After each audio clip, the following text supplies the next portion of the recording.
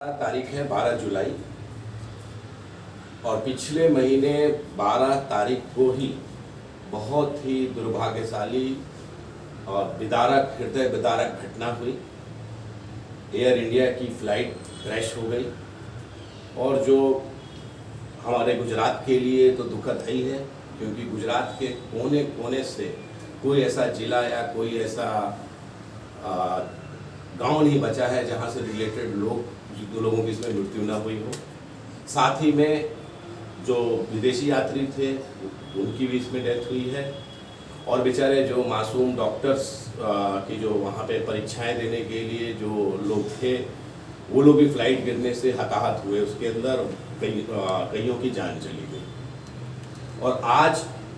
एक महीने के बाद मैं फिल्म अभिनेता राकेश पांडे एवं president progressive foundation of human rights आज एक महीने बाद सेम दिन हुआ, बाद एक महीना, तो मैं आज हमने श्रद्धांजलि सभा का आयोजन इसलिए किया है कि पिछले एक महीने के दौरान हम चाहते थे और हम जानते हैं कि कोई भी दुर्घटना जब होती है तो उसमें उसकी जांच में समय लगता है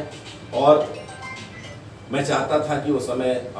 जो है सरकार दे, इन्वेस्टिगेशन हो और उन लोगों को न्याय मिले।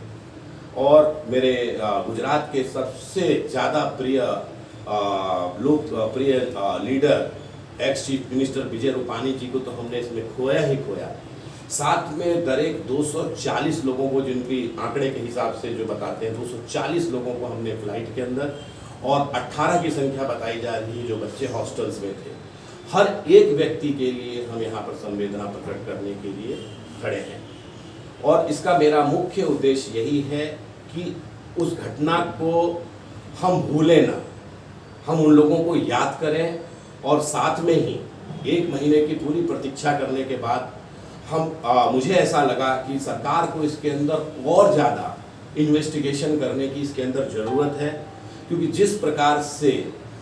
ये दुर्घटना हुई है और जिस हिसाब से जो है इनके जो सब्रवाल जी जो थे मेन पायलट, उनके साथ को पायलट, ये लोग इतने एक्सपर्ट थे,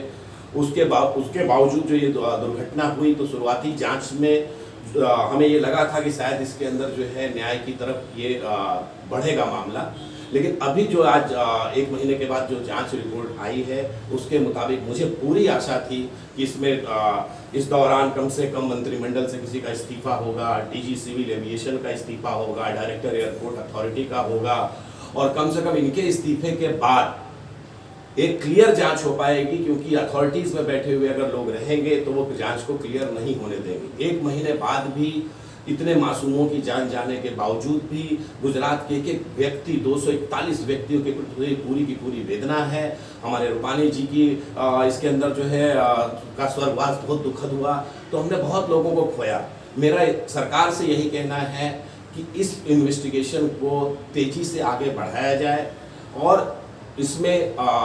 मैंने कभी भी अभी देखा नहीं कि सिविल एविएशन मिनिस्टर या कोई भी आके गुजरात के अंदर 240-41 लोगों के लिए या पूरे देश के अंदर इनके लिए कोई संवेदना व्यक्त किया हो, या मैंने ऐसा कोई सार्वजनिक रूप से ऐसा कोई स्टेटमेंट नहीं देखा जिसमें कि एयर इंडिया जो गवर्नमेंट में थी, जो टाटा में चली गई है, उसके ऊपर कोई ऐसा बहुत बड़ा एक्शन हुआ हो, किसी बड़े अधिकारी को इसमें सस्पेंड किया गया हो। तो मेरा मानना है progressive foundation of human rights की तरफ से मुझे भारत के माननीय प्रधानमंत्री नरेंद्र मोदी जी पे संपूर्ण भरोसा है और मैंने उनका निवेदन भी भेजा है, मेल भी किया है, और अपने इस श्रद्धांजलि सभा से मैं केवल एक मैसेज देना चाहता हूँ कि ये अपने ही लोग थे, अपने ही देश के लोग थे, इनको आप भूलो मत, और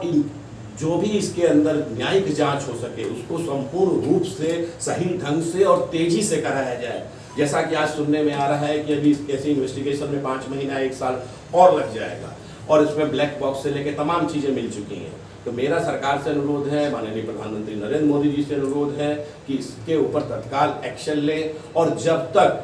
जब तक इसके पीछे सही एक्शन नहीं होता तब तक सच्ची श्रद्धांजलि हम अपने लोगों को इसमें नहीं दे सकते हैं। और मैं आप लोग को ये भी बात बताना चाहता हूँ कि माननीय agriculture minister government of India Shivraj Singh Chouhan ji ने आज से 4-6 महीना पहले ही एयर इंडिया फ्लाइट के अंदर बैठते ही उन्होंने बोला था कि इस फ्लाइट की हालत बहुत ख़राब है, इसकी मेंटेनेंस की स्थिति ठीक नहीं है। इसके बाद कई बार आवाज़ उठाई गई, लेकिन एयर इंडिया से कोई सस्पेंड नहीं हुआ। एयर इंडिया के जो एविएशन के मिनिस्टर हैं नायडू जी, एक नैतिकता होती, नैतिकता के आधार पर कुछ समय के लिए पद से हटा जा सकता, वो नहीं हटे। DG civil aviation mister Kumar हैं, वो आज तक डीजी बन के बैठे हुए हैं। मेरा प्रधानमंत्री जी से अनुरोध है कि तत्काल प्रभाव से कुछ समय के लिए ही सही, जब तक ये जांच चल रही है, इन लोगों को निलंबित किया जाए और इस पे एक नई जांच कमेटी बैठाई जाए, न्यायिक जांच कमेटी बैठाई जाए जो स्वतंत्र हो, और हम इन जो हमारे इस दुर्घटना के अंदर जितने लोग जिन परिजनों ने अपनों को खोया है, उनको इसके सच्ची श्रद्धांजलि मिले।